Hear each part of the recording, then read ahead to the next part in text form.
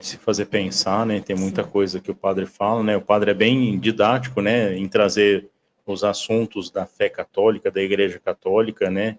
E dirimir tudo isso, né? Trazer isso à tona, nos detalhes, explicando para a gente como funciona cada coisa, né? E também a fé, né? De cada um, né? E como as pessoas têm que se comportar, se sabendo católico, né? Entender como que funciona aí as maneiras, os rituais da igreja e também assimilar isso dentro do coração, né, padre? Uhum. E assim, para a gente finalizar nosso assunto aqui, a Semana Santa é uma semana mais importante, né? Podemos falar assim, né? A maior, a mais importante. Ela carrega bastante simbolismo e ela é uma semana de libertação, né? É isso? Ela é de altos e baixos, porque ela começa com o Domingo de Ramos, em que a gente lembra a entrada de Jesus em Jerusalém, montado no jumentinho, com todo mundo festejando ele, Hosana ao filho de Davi. Só que na mesma missa, o evangelho já é o da crucifixão, que é para a gente entender que é fácil entrar com Jesus em Jerusalém na boa. O difícil é sair com ele carregando a cruz e todo machucado. Então, se você está disposto a entrar com ele na boa, você tem que estar disposto a sair com ele com os seus sofrimentos pessoais também. Aí, durante a quaresma, a gente tem algumas tradições de meditar sobre as 7 dores de Nossa Senhora, porque tudo que Jesus sofreu no corpo, a mãe dele sofreu na alma. Assim que a igreja ensina. Sabe? Quando Simeão vai dizer para Maria assim, ó, esse menino vai ser causa de soerguimento e queda para muitos, ele vai mudar o mundo, vai salvar muita gente, mas quanto a ti, uma espada vai atravessar o seu coração. De fato, na teologia da igreja, na Mariologia tem isso. Tudo que Jesus sofreu no corpo, Maria experimentou na alma, porque assim é a alma de uma mãe. Ela sente e ressente de tudo que é feito ao filho, né? A gente tem essas práticas. Na Quinta-feira Santa, é um dia de alegria dentro da semana. A gente tem o rito do lava-pés. A gente recorda a Santa Ceia, que é o dia em que Jesus criou 2 coisas muito importantes para a igreja, sem a qual a gente não seria igreja, que é o padre e a Eucaristia. Nas duas, na mesma ocasião, na Santa Ceia, quando Cristo fala assim, olha, eis aqui o pão, que é a minha carne. Eis aqui o vinho, que é o meu sangue. Façam isto em minha memória. Ele está ordenando todos ali. Daí vem o nome do sacramento da ordenação que a gente recebe para ser padre. Deus está dando uma ordem, Jesus está dando uma ordem. Façam isso em minha memória. E para fazer isso, tem que ser sacerdote. O único, eterno e perfeito sacerdote é o Cristo, mas ele compartilha isso com alguns que ele escolhe, com quem ele quer, não é com quem quer. Também é outro mistério, porque que ele escolhe a uns e não a outros. Mas aqueles que ele escolheu, ele compartilha isso. É uma alegria de Quinta-feira Santa, é o verdadeiro dia do Padre. É o dia em que Jesus criou o sacerdócio para nós seres humanos. E é o dia em que ele criou a Eucaristia, que ele transformou pão em carne, vinho em sangue, e disse para nós, façam igual que vai ser igual, e é o que a gente faz em toda a Santa Missa. Então a gente faz o lava-pés, né? A nossa família é muito voltada para esses dons do pão, do vinho, do corpo e sangue do Senhor. Aí já na sexta-feira muda a chave, porque é um dia de tristeza, sexta-feira santa é um dia de luto. Lá na nossa comunidade, o dia da sexta-feira santa é como se você chegasse no velório de alguém, do seu pai, da sua mãe. E ao contrário de alguns velórios, infelizmente, mas lá na comunidade a gente ensinou, exortou o povo. Você entra em silêncio. Você vai de preto, de luto. Se alguém te encontrar na rua, você foi almoçar no shopping antes de ir para lá, e alguém te perguntou, por que você está de preto? Eu estou de luto, hoje é o dia que eu lembro a morte de Cristo. E como é bom ter uma comunidade consciente, obediente, que entende o que a gente está fazendo ali. Chega todo mundo em silêncio, aquele clima de pesar mesmo, sabe? Porque não foi um artista que morreu, um parente, Jesus. E o culpado sou eu. Morreu porque eu sou pecador, a culpa é minha.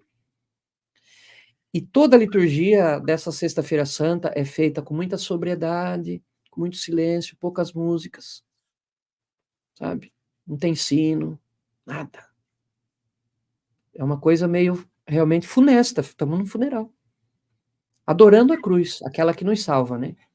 E assim termina, não é a missa, que a Sexta-feira Santa é o único dia do ano que a gente não celebra a missa. E nenhum outro sacramento. Mas é essa cerimônia em que a gente até distribui a Eucaristia para os fiéis. Mas não tem despedida final, acabou a cerimônia, acabou a celebração, o padre sai em silêncio, sabe? Não tem essas coisas de abraço da paz, não, é um dia de luto. E no final, as pessoas saem também, cada uma em silêncio, contidas, reservadas. A gente põe na saída da igreja a imagem do Cristo morto, né? Que muitas igrejas têm, deitado. Então, é um velório, o clima tem que ser esse, sabe? E é um dia para você passar, sim. Não adianta você ir 3 horas da tarde na adoração da cruz, para meditar sobre a morte de Cristo. Aí você chega em casa, liga Raul Seixas no último volume e fica o resto do feriado tomando cerveja. Para, né? Não entendeu nada. Então, Jesus morreu e está celebrando, com o videokê ligado. E depois, como a morte não tem a última palavra, no sábado é o grande sábado de Aleluia, que já começa a Páscoa na vigília pascal. Sábado à noite já é Páscoa. E aí nós temos a grande celebração da luz, que é a vigília pascal. Bênção do fogo novo, sabe? A gente acende o círio pascal, a gente acende a vela que cada pessoa trouxe de casa, com a igreja ainda escura, e acompanha nas leituras da liturgia da palavra as partes mais importantes da história da salvação até chegar em Jesus Cristo. E quando chega nele, na boa notícia, aí a gente canta glória, acende as luzes da igreja, e é uma alegria. Cristo ressuscitou. Aleluia. Essa festa que começa no sábado à noite se estende até o domingo de Páscoa. E durante todo o tempo, a semana seguinte, a 8ª de Páscoa, são 8 dias com a alegria do domingo, mesmo que seja segunda, terça ou quarta. E aí, depois das 8ª de Páscoa, a gente tem todo um tempo que chama tempo pascal, que também leva 6, 7 semanas para comemorar a ressurreição de Cristo, para comemorar que ele morreu, mas não ficou preso na morte, e comemorar que o mesmo vai acontecer com a gente. A gente não vai ficar preso na morte. Quando, por causa do pecado, eu tiver que devolver o meu corpo ao pó, a minha alma Jesus vem buscar. Porque eu não fui criado para ser morto, fui criado para viver. E ele vai me dar a vida eterna. Toda essa alegria acompanha a gente na Páscoa, no tempo pascal. Mas se eu não entender como funciona o cara, eu não entendo o que é coroa. Se eu não entender o que é a paixão de Cristo, eu não entendo o que é a ressurreição. Tem muitos irmãos nossos que falam assim, eu não gosto de ter crucifixo em casa porque eu acho feio Jesus lá pegado na cruz. Eu digo, eu acho horrível também. Mas foi ali, foi fazendo isso que ele salvou a gente, eu não posso esquecer. Uma cruz vazia, uma igreja sem cruz, sem crucificado. A gente corre o risco de perder, de passar a dar menos valor, cair na insensibilidade, como eu disse. Você olha para a cruz e pede perdão para Deus, fala, perdão, Senhor, foi por minha causa, a culpa é minha. Minha culpa, minha máxima culpa.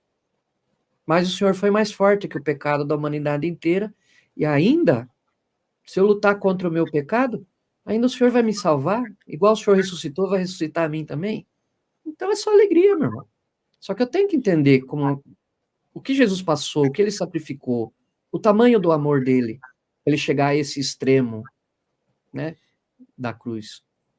Porque ele não perdeu um braço, uma perna, nada, ele perdeu a vida. E como trigo foi muito bem moído, e como uva foi muito bem pisada. E a gente, então, não pode colocar isso em segundo plano. Como eu disse, não pode colocar acima da alegria da ressurreição. Mas, por causa da alegria do ressuscitado, começar a desconsiderar e parar de meditar e dar valor à paixão de Cristo, o sofrimento dele, nós não podemos. Então, por isso que na liturgia da Semana Santa a gente tem esses altos e baixos, sabe? Começa com alegria e tem uma coisa para tristeza, que aí tem uma alegria, tristeza, até ficar só na alegria. Mas que tem tristeza, tem.